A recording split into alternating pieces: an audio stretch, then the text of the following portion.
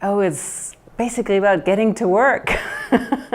Not just theorizing about it, not just thinking about it, but to actually think really hard and work with people who are enacting practices, new policies, new infrastructure, new ways of being and doing things.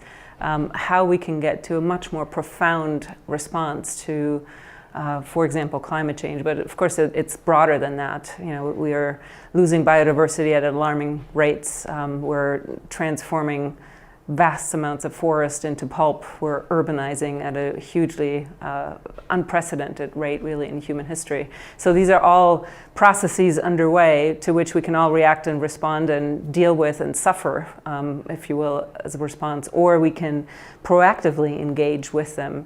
And I think it might be overly ambitious to say we can manage it, we can control it, we can facilitate that process, but I think we can do a lot proactively to not just be riders on the storm, but actually, blow the wind in a particular direction that maybe is a little more desirable. I'll tell you one that I'm really, really delighted about, which is an example of local communities at the grassroots levels have been working on trying to be heard. People of color, low-income people, often folks who are ignored in these governance processes because they just don't have historically haven't been given voice and haven't had an opportunity to participate. And in Oakland, California, a group of them got together and developed something that sounds very simplistic, an equity checklist. But it's basically an instrument that allows people in government to really make sure that they're doing it right, when they implement new practices or put out even requests for proposals for funding.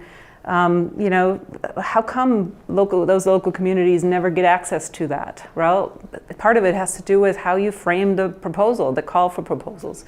So they've developed this checklist, and then they didn't leave it at that. They then started to train all the local government officials and county officials and state agency officials in how to use it well. Not just, okay, check, check, check, but to actually be able to use it.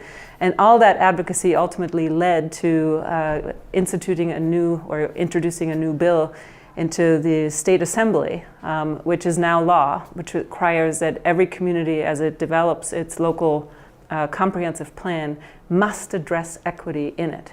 Now that's away from the very grassroots, scaling it up to the state level. This is now California state policy. Making it law also doesn't necessarily mean everyone knows how to do this, but of course, you raise the awareness, you train people, you basically make that the new normal. And if the people who make these local plans don't actually implement them, that gives now the local communities an opportunity to say, you're not doing it right.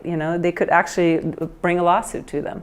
So there will be other mechanisms we already have in place to then essentially say, not good enough, not what we intended, or you failed to pay attention to it altogether.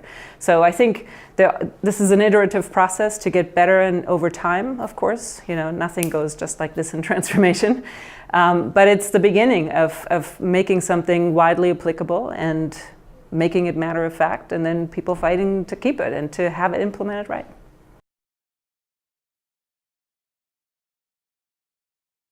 Well, the example I just gave is a good one. It came from the people who are most at risk and most vulnerable often to experiencing some of these impacts from climate change, and who don't have access to the resources necessarily to protect themselves, to prepare for them.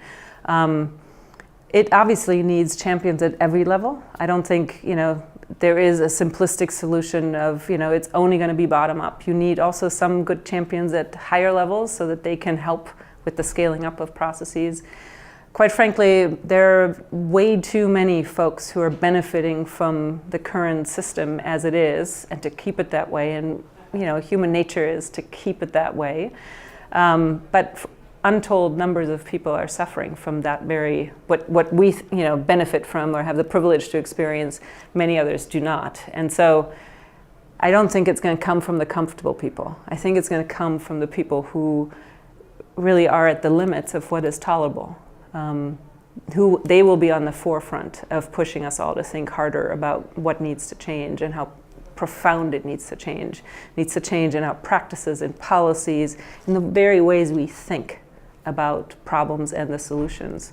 Solving multiple problems at once. You know, people who are at the very edge of existence, they might not be interested in your particular thing that you as a scientist or as a policymaker come with. That you need to speak to, you need to you know, essentially address where the boat leaks right now, right? Stuff that leak first and see how you can make then sure that that boat moves in the right direction for all of us. So to me, this is the challenge and the opportunity that we have. So many boats are leaking. I mean, there's like no shortage of things we can do.